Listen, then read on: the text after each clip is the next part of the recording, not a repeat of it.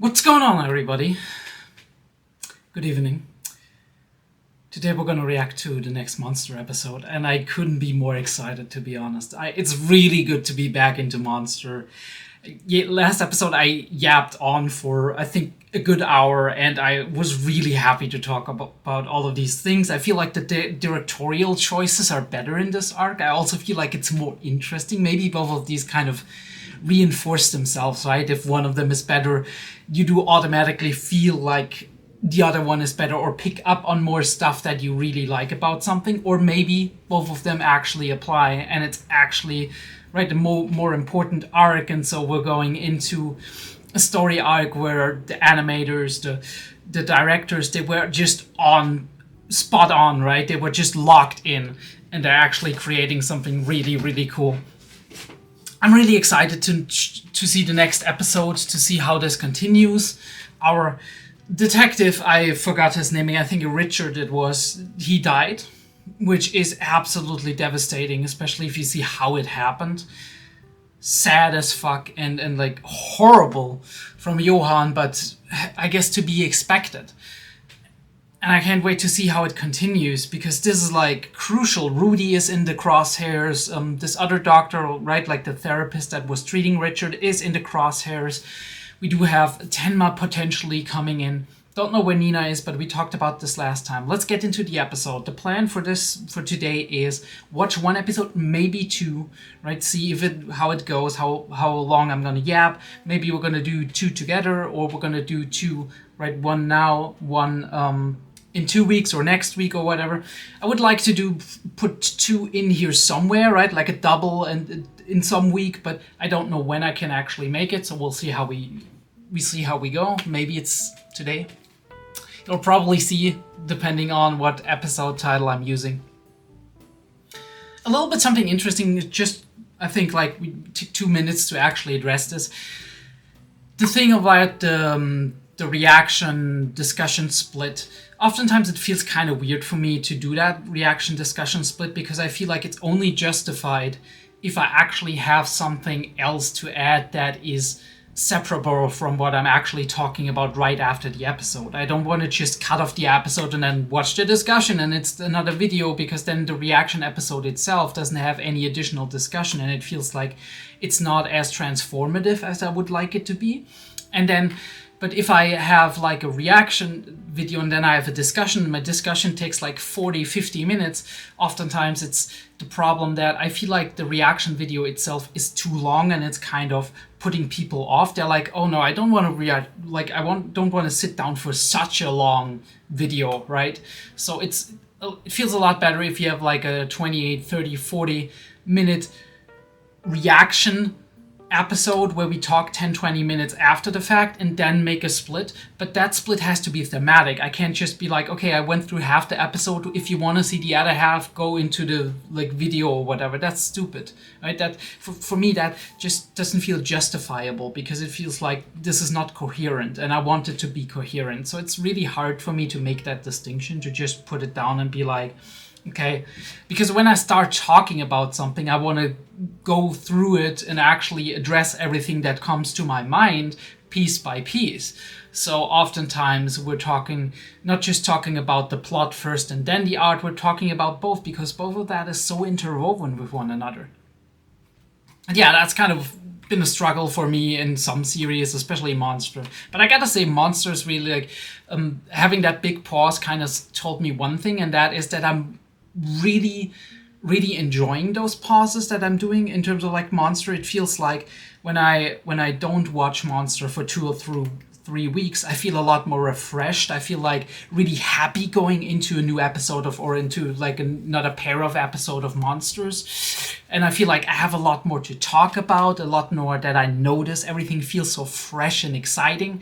So I don't know. I mean, I don't want to leave you hanging and just do pauses every now and then, but if I have to do them anyway, in terms of like when I do exams or other stuff, or when I'm actually on holiday, on vacation, whatever, then maybe it's a good thing, because it feels like I have way more to say and I have way more to observe and to actually go into when I actually come back with kind of a fresh set of mind. Although it's possible that this is also kind of this effect is kind of also being perpetuated by the fact that we have one of the most exciting arcs of Monster in general. But it feels like even this last episode 29, I was able to say a lot more than I was 27 and 28. And 27, 28 were already really, really solid episode when it comes to like intriguing and raising mysteries and bringing up interesting points and whatnot. But yeah, I'm very happy that Monster has a little bit of a surge in terms of like watch numbers and whatnot. I saw like the last couple of episodes were really, really high on that. So I do hope it stays that way. That being said, some of you actually don't know or don't seem to know this. If you're new here, we are actually doing Monster and Technolize on the same slot, basically, because I don't have the time to actually do them both every week. And both of them are kind of on the low side when it comes to watch numbers as compared to Monogatari, for example, or even ReZero, or even Disco Elysium that I'm doing. So, well, Jujutsu Kaisen is actually the lowest rating, but Technolize is just barely over it. So what I'm doing is basically I'm rotating Monster and Technolize because both of them are longer series and both of them have lower watch numbers, right? In terms of like people who are actually watching the videos. So what I'm doing is like doing it bi-weekly. So it's one episode of Monster, one episode of Technolize, and sometimes 2 episodes of Monster, 2 episodes of Technolize. You have to see on the Patreon what's actually up and how far ahead we are. Sometimes I'm 3 or 4 weeks ahead on the Patreon because I'm like recording them in advance to kind of put myself out of like pressure and get myself a little bit of free time to study for an exam or whatever. And then I'm loading them up and I'm like, you know what, just fucking enjoy them, right? If I have 3 episodes, I put the 3rd one on the master's tier and then the next week it comes to the scholar tier. Sometimes if I have more than 3, sometimes I just say that fuck it, everything but the one that is the furthest is on the scholar tier, right? On the early access tier. But yeah, go check out the Patreon, Discord, whatever, if you're interested in that. Discord, we're not talking a lot, but the more people are in there, the more we can talk about certain series. I do have dedicated forums over there where we can talk about series. Most of the time, my talks are actually in the Pink Cube Discord because this is how I got started. This is how this is the community I am involved the most with and where I know the most people. But that doesn't mean it has to stay that way forever, right? I mean, I'm still gonna stick around on the Pink Cube Discord, but if you want to join in on my own Discord, it's there, right? It's a direct line to me where I post my schedule sometimes, where I post like different information, right? Sometimes we do have channels dedicated to like the Patreon tier. So if you are a patron, you can access the channel, and most of the time, not all the time, mind you, but most of the time I'm posting the early access videos there for your comfort, right? So you don't have to go to the Patreon each time and log in, but you can just do it from Discord. And if you have the role, which is being granted for the time that you are subscribed on the Patreon, and then it's gonna be gone again, right? If you have the role, you can actually access the channel and can see all of the early access videos that are out at the current time. I don't always post them. Sometimes I forget them, or I've got too much on my hands, and we're a little bit further on the Patreon in that case. But most of the time, I'm just trying to post them and keep them up to date, so you have a comfortable way of accessing all of that without going through Patreon all the time. Monster episode 30 starts in a 3, a 2, a 1.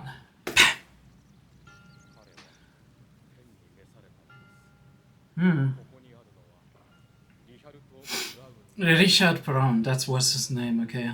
We only knew Richard, right? That's terrible. Like his daughter? Holy shit.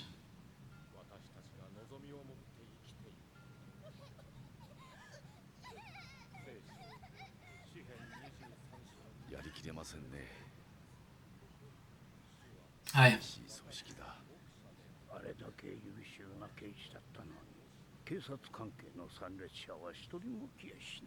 That is sad.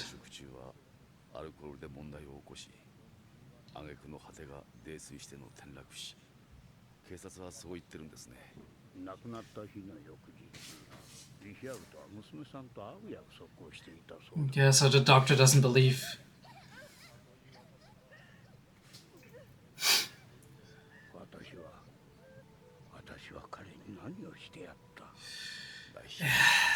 Oh, holy shit. 座って彼の話を聞いて、君はもう立ち直っただと。私は彼に何をしてやったというんだ。No, I feel that hard. I feel that hard. Oh, legit. The parallels. ドクター・テンマ。おかしいとは思いませんか、先生。これはただの事故じゃない。自殺でもない。リハルトさんは死の数時間前に娘さんと電話で話してるんです。翌日会おうと。先生、あなたはやれるだけのことをやった。そしてリハルトさんは立派に立ち直っていた。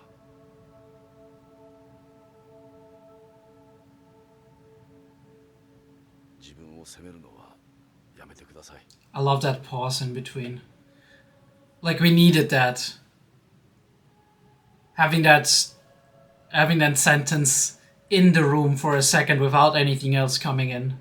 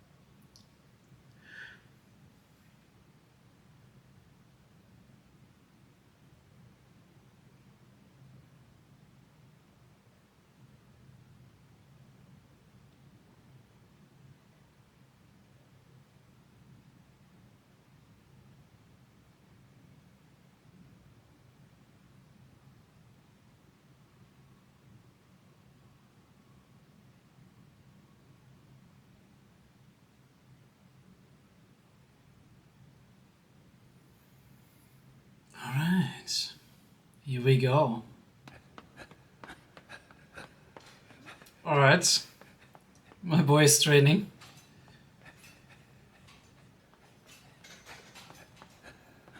それでね、聞いてくださいまし先生。 Transition 主人 split. から浮気が発覚して以来、私とは全く口を聞こうともいたしませんの。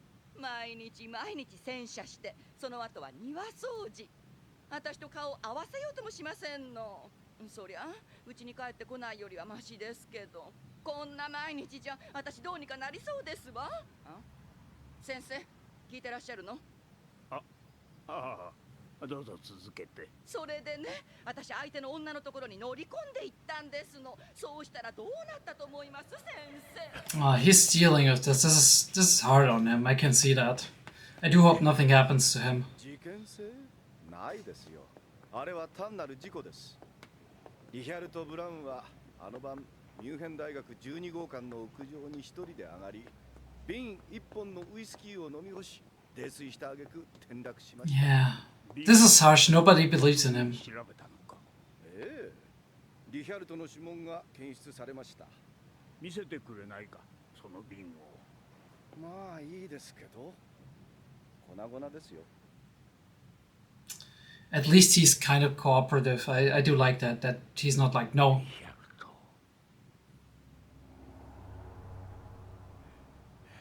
Like, he's not an asshole about it. I do appreciate that. He could easily be. Like, I can see people being like that. 思いませんか？リハルトさんは死の数時間前に娘さんと電話で話してるんです。 Yeah, and they were at the cusp of understanding something. It's spooking around in his head because for him it also doesn't make sense, right?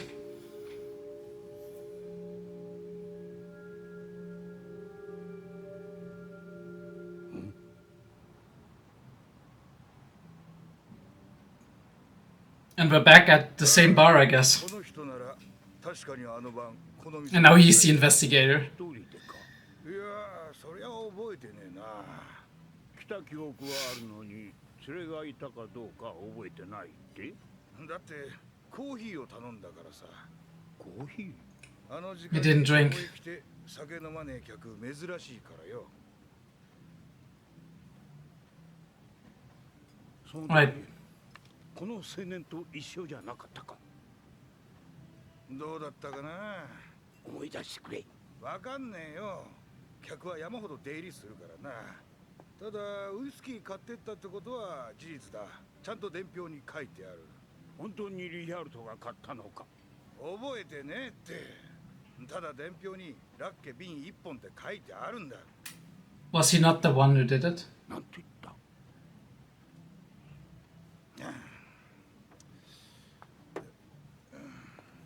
ラッケ瓶一本。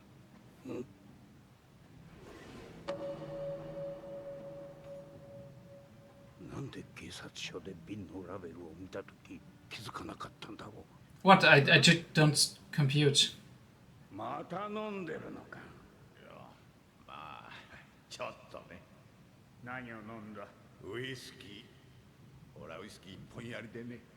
I only drink whiskey. いよいよ部屋中にプンプンさせよって。ラッケ冗談じゃない。あんな国産絶対飲まねえ。飲むなら本場のスコッチ。これ決まり。Patterns of behavior, right? Things that don't make sense. リヒャルトじゃない。 Oh, is he being followed? Because it feels like it. Like the way the shots are built up. Right. Like somebody's going through the crowd, going towards him. Somebody gonna push him? I hope not. Oh, this is a fake out though. It's a fake out.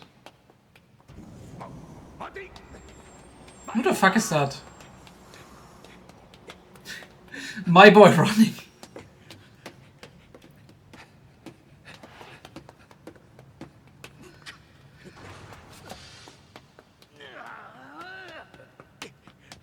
I love that, right in the camera. He's already exhausted, he's been jogging earlier, right? Like he's been doing sports. Wait, there's a door to the right. Maybe he went in there, okay, fair enough. I thought it was like the wooden door on the right, but maybe not.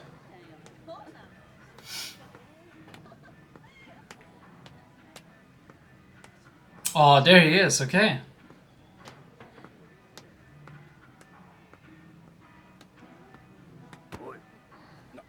なんだよ。なんで私を突き落とそうとした。知らねえよ。何言ってやんだ。知らばっかりやって。よう、じいさん。僕の友達になんかよ。Oh, holy shit, dude.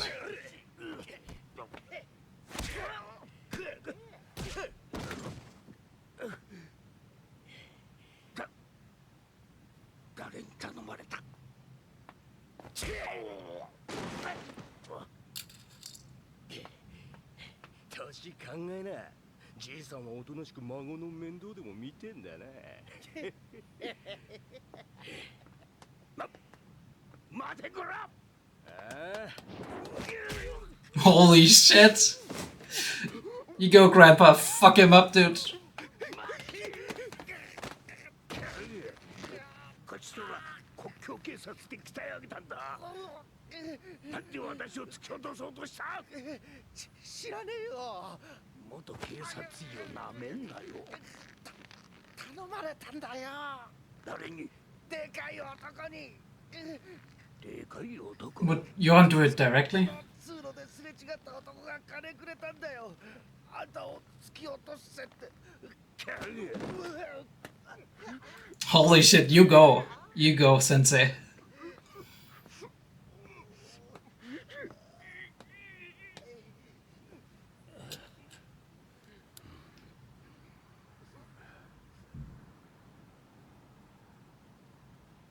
Yeah, there's some nasty shit going on, right? It's insane how all these little dots that know about Johan.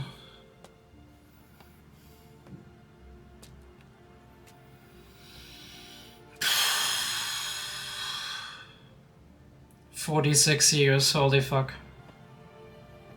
Bro had half his life ahead of him."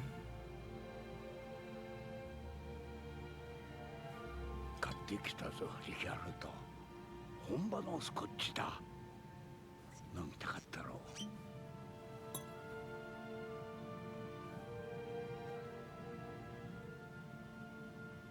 もういい。思いっきり飲め。リ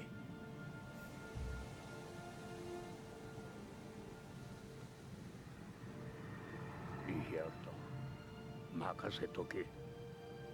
絶対に突き止めてやる。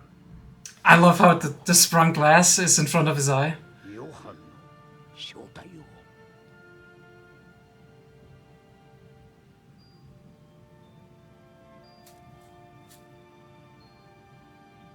And this is when we meet Tenma. Holy shit, you look different, my dude.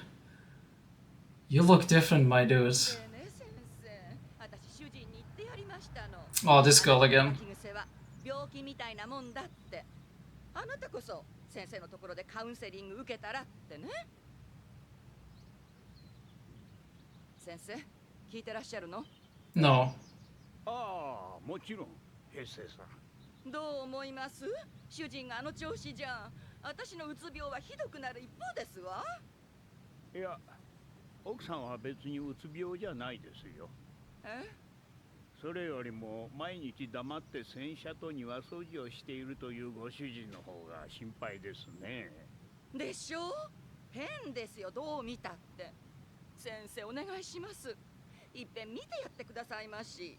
いいでしょう。そうですね。あさっての夕方5時なら空いてます。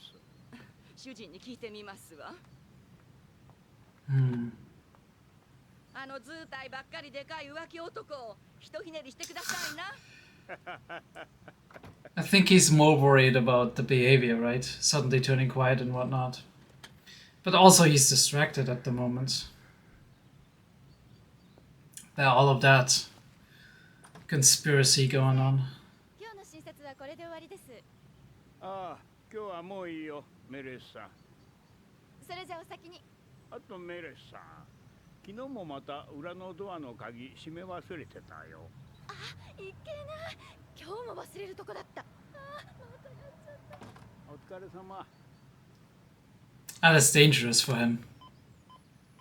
Especially like just like the folders and whatnot, they're confidential, alright? This is like a very high priority thing. いや、ドクター・ギーレンか。ライフワインだ。新聞見たよ。 Robin Hood der Arbeitslosen. あ、君の出した。 The Robin Hood of the unemployed. カンニングの思い出を語り合おう、ルーディより。こんな文章で本当にドクター・テンマは連絡を取ってくるのかね。 Oh, so they made contact. Or is that the day before? That might be the day before. なるほど。先生、彼が現れるまで無茶はしないでください。わかっている。だが一つだけ調べておきたいことがあるんだ。何です？マルゴット・ランガーの名を語った娼婦だよ。リヒャルトはこう言ってたんだ。自殺したファーレがあの女に会いに行った時、もう一人青年が一緒にいた。金髪の美しい青年がね。Johan, maybe. 気をつけてください、先生。わかっている。すべてを暴くためにもここは慎重に行くよ。死んだリヒャルトのためにもな。じゃあまた連絡するよ。 Feels like this is after what happened, like him sitting at the grave, but we don't see any marks, so I'm kind of worried. Or kind of unsure. メレスさん、今日は窓を閉め忘れてるぞ。 Did she? マルゴット・ランガー？知らないね。いや、今のあだ名はなんとかのソフィーとかいうはずなんだが。ああ、あのデブのババアね。We got the right person. いや、別にそういうのじゃなくて。照れるとしかい。2方目の角曲がって古い建物の2階だよ。ありがとう。でも今いないよ。え？ここんとこ見かけないね。Ooh, might she already be dead? どうかいいとこ？まったくなんであのデブのババアばっかりモテるんだろう。この間まではすっごい大金持ちが通ってたって言うし。どこへ行ったんだ？ねえ、おじさん私なんかどう？あんなババアより絶対楽しませてやれるよ。どこへ行ったか知らないか。知らないよ。あの新しい男とどっか行ったんだろ。新しい男。ああ、年がいもなくあのババア夢中になってさ。 Big. 若い男。He must be really big, right? It's not Johan. He must be big. 先生、今日は私これで失礼してよろしいでしょうか。ああ、そうか。今日は5時までだったね。予約はあとは例の浮気旦那一人だけだからいいよ。デートだろ、メレスさん。やだ先生ったら。戸締まりだけはよろしくね。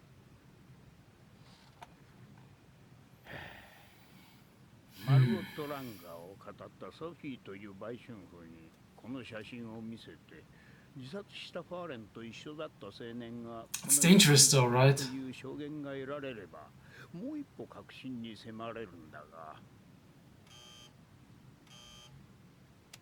はい。家内が予約したヘッセです。ああ、どうぞ上がってください。 Is it really Hesse or is it someone else? もう一度あの女を訪ねてみるか。 This could be problematic. はじめまして、ドクター・ライヒワイン。ようこそヘッセさん。よろしくお願いします。どうぞ中へ。カウンセリング Is it a big man? 初めてなもので。緊張することはありません。 He seems very towering, リラ but ックスして何でも話すことです。ここでの話は絶対に秘密原資となりますから安心してください。家内にもですか？もちろん。最近はどうですか？何か悩みとか。悩み？ええ。 oh, it's Roberto. 浮気がバレましてね。なるほど。家にいても所在がなくて。 Holy shit. He's about to be assassinated. それで少しは気分が晴れますか？いや、女房と全然口も聞きませんし。 So either Hesse's his identity or he's just pretending to be Hesse here. いや、どうかな。相手の女性は？あ、浮気相手の女性とはもう。ああ、殺しちゃったんです。え？いや、殺した夢を見たんですよ。そういう夢はよく見るんですか？よく見る。いや、最近は見なくなりました。孤独だったんですよ。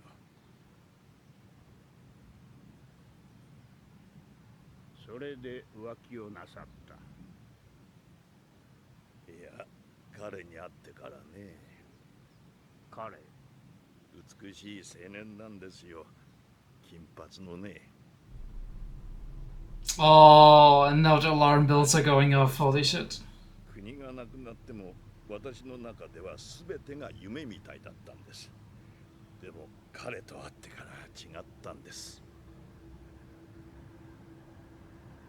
全てがリアルに見えて、もう孤独じゃなくなったんです。 Shit.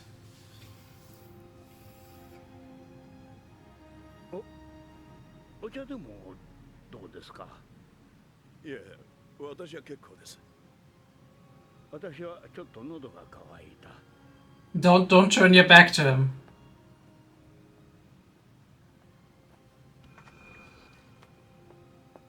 Of course he's going after him. 秘書が帰ってしまった。 How are we gonna get out of this? デートらしい。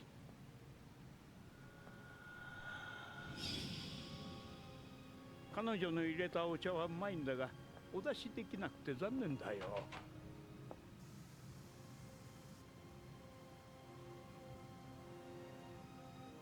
先生、なんだい？こういうお仕事をされているといろいろあるでしょう。人の夢を知ってしまうわけだし。知らなくても He wants to get away. 知ってしまうとろくなことはない。 Is this ordered by Johan 私 or が人殺しだっていうことなんて。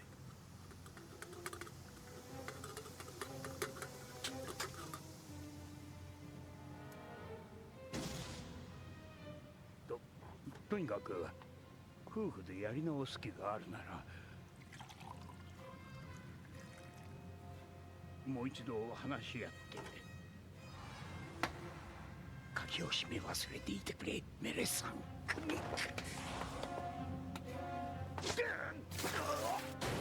Good job. Holy shit.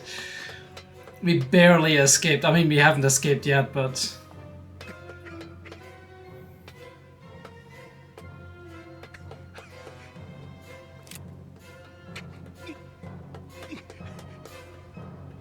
Come on. I don't want this guy to die.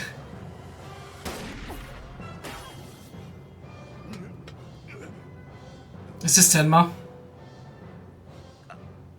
あんた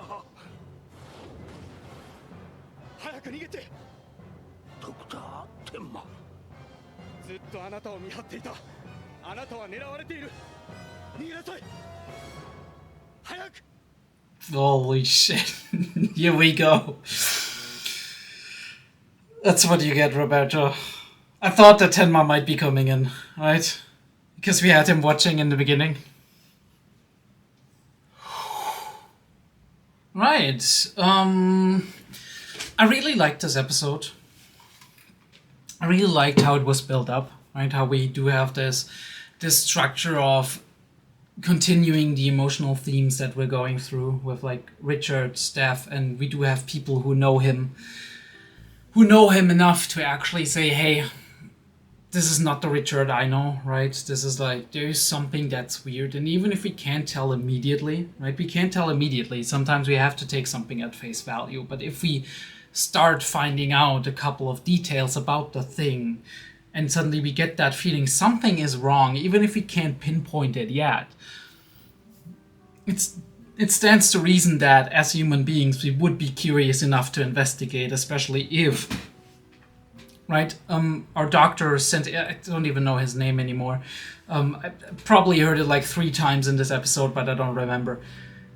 Our sensei has experience with listening to clients, has experience with listening to people and getting close to them and understanding them on an emotional level, on an empathy level. And when we are involved in a plot such as this, and he was involved directly in it, he had all of the information, and that is a good thing, right? For once, we don't have a person investigating all on their own, investigating completely alone. And this person actually told his information to somebody that he can trust, right? His therapist, his counselor in this case, and his counselor therapist probably somebody he knew beforehand. It feels like that either way, but went to one of his students, right?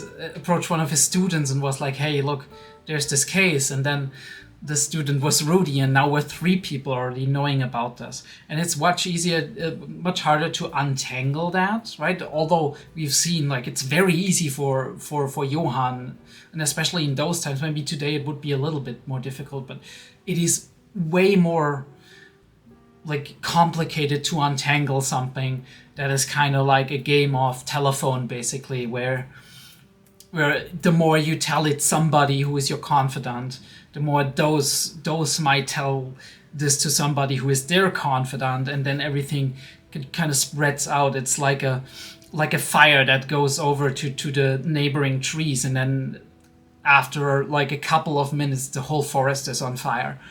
But yeah, we're getting in those situations where Johann is just this close from being uncovered, discovered, or at the very least somebody having a lead on them and them then dying, and suddenly we're back to square one, but we're not, right? Because the fire has already sprung over. We just don't see it yet. It's just a little bit of a smoldering piece of wood somewhere in a tree trunk. And we don't see the tree on fire yet because it's only on fire on the inside.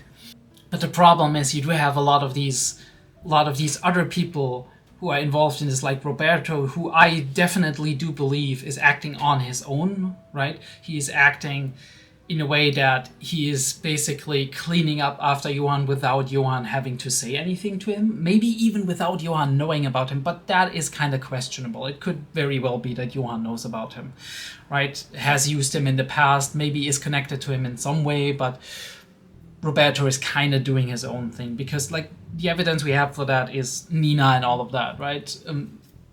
Nina being potentially killed, which Johann probably wouldn't want under no circumstances, even if she was about to expose him, right? He rather do it himself, I would assume, right? He'd rather take care of this one thing himself. It's insane, right? Thinking about like what suffering this family has to go through. To spend these months, maybe even years, reestablishing a relationship, right? Being in that in-between state of things are dire, but we have maybe in the beginning no hope, but then we start getting hope that things are gonna get fixed, right? Richard is gonna get his act together, and he did, right? He looked better, he looked more bright-eyed and open, he looked more like the man she fell in love with in the beginning, he looked more like the dad that, I don't know her, I don't remember her name, that the daughter used to have. And we are getting to the moment, we're getting to the point, I don't know if the daughter actually refused to see him, or if it, like, because he was drunk regularly and, like, had drunk behavior, showed that at home and all of that stuff. That is very well possible, right? But we don't know any of that. It doesn't feel like he was abusive. Although she has been very cold with him, so this has... but the vibes I'm getting is neglect, right? Neglecting his family, staying on the job, and when he's not on the job, he has to drink to actually compensate for that. He's coming home drunk very, very late and just falling into bed, not doing anything at home, right? Not taking care of his daughter, not taking care of his wife when he's at home, right? And being being away way too long for his job and then for drinking. And that was just what the straw that broke the camel's back, basically. So I do wonder if the denial of seeing him actually came from the daughter herself, or if it was the mother kind of protecting the daughter and being like influencing her so she doesn't want to see the father, or so she doesn't know as much about all of that, and keeping her separated from that until she feels the father has recovered to the degree, right, that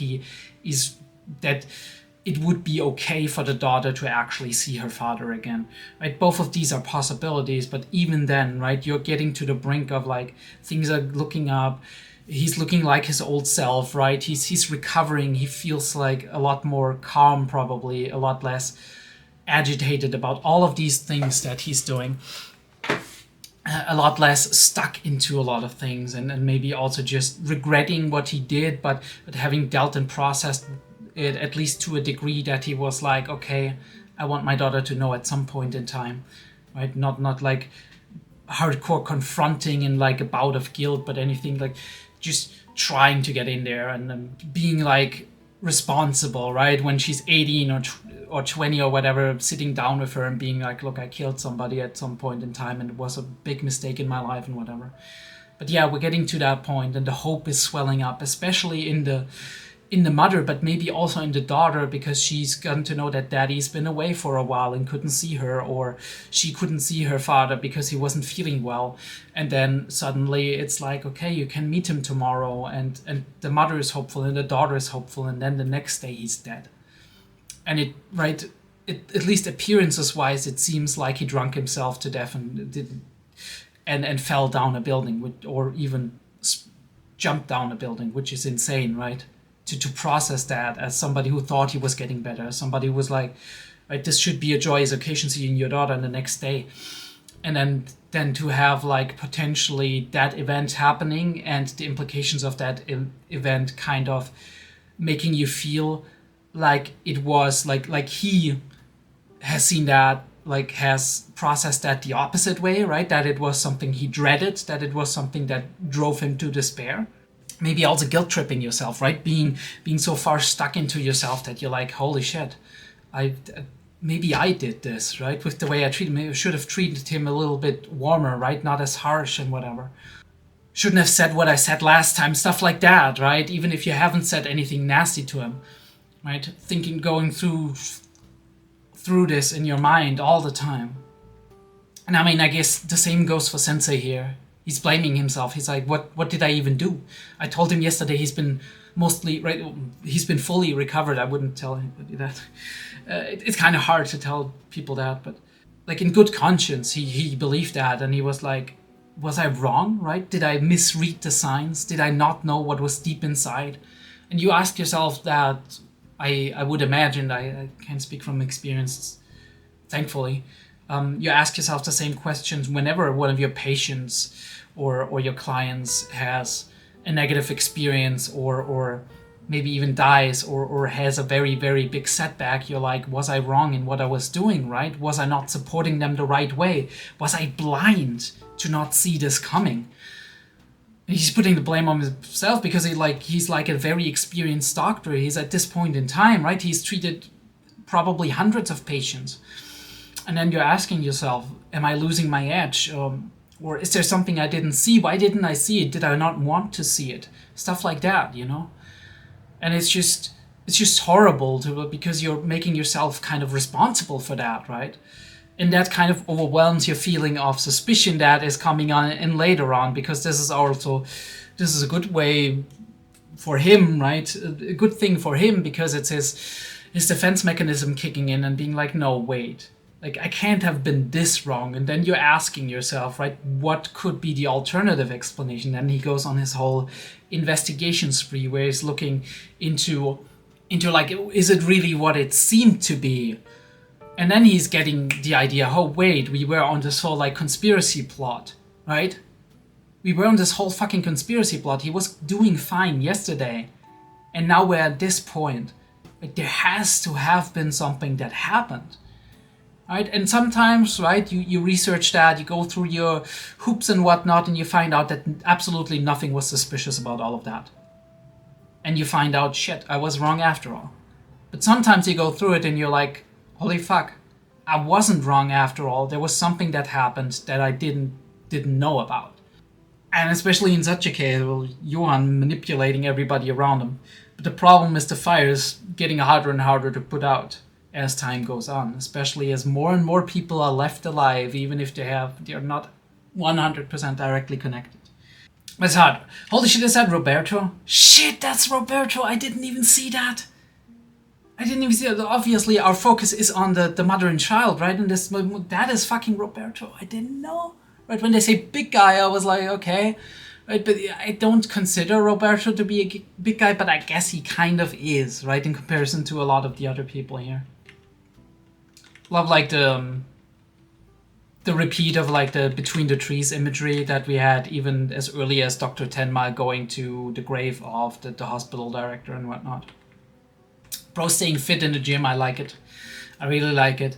You see a little bit of his interaction with patients and whatnot.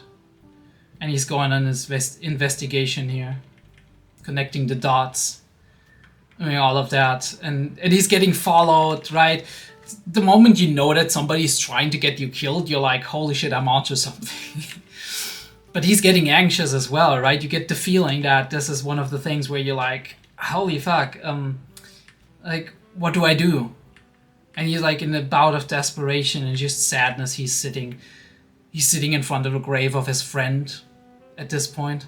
Kind of weird, right? Kind of like, you gotta say, like, this was your patient, but also you get to know these people so closely. It's sometimes hard to differentiate between friend, close confidant, whatever, right? And a person that you just know very well because of your job. And you need to make that separation because it's important, right? It's important because you can't get yourself dragged into the drama of everybody, right? You can't get yourself dragged in too personally, right? You have to empathize, yes, but you have to create that degree of separation in order to deal with all of this. The problem is sometimes it's almost impossible, especially if you also have like personal correspondence after a while, right? After the patient is mostly done with your therapy, right? And you're like separating that knot, and sometimes you're like, hey, I do really like spending time with that person, and then maybe you are actually having some cordial friendship with them, which is not usual, but it can happen. And then you, right? But then you can't be their therapist again, right? If they ever have a problem again, you can't. That's just not impossible. You're not impartial enough at that point.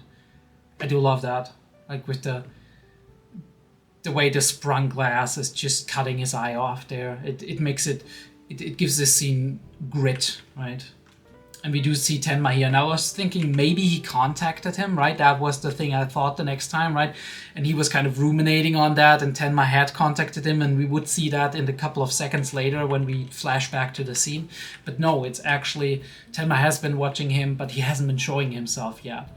And I guess for good reason, right? Because if he made contact earlier, Roberto would have calculated him in, and then things would have gone differently.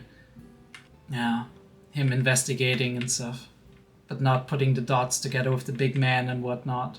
Like these hand gestures, that's very interesting how he's just like with his hands, playing with his hands. Feels like he's kind of revealing something of himself, right, when he's talking about Johan. Like there's truth in his statements, right? Like he's revealing himself here because he knows he's going to kill that person anyway. So this is one person who maybe can kind of empathize because he's a therapist, right? He's a doctor, but also because he's going to kill him, he can't tell him anything. So he's like, don't tell him anything, and then he's going to be gone, but at least I would have talked to somebody, and you have had a similar effect, right? Maybe be understood, maybe to a degree, like, so it's just somebody hearing your story. It's very interesting. We're going to go into that in the discussion because we have a short discussion. We're going to have a short discussion, okay? That was Monster episode 30. Really liked it. I might be doing episode 31. We'll see, right? We'll see when it comes out. But I'll be seeing you next time. Go check out the discussion. It's going to be right here, right? Linked right here after the ED, after my credit section. And it's probably also going to be, maybe going to be linked. I'm not going to link it with cards as well. It's going to be linked at the end of the section, right, all the way at the end of the video, or in the description down below. I'll see you next time.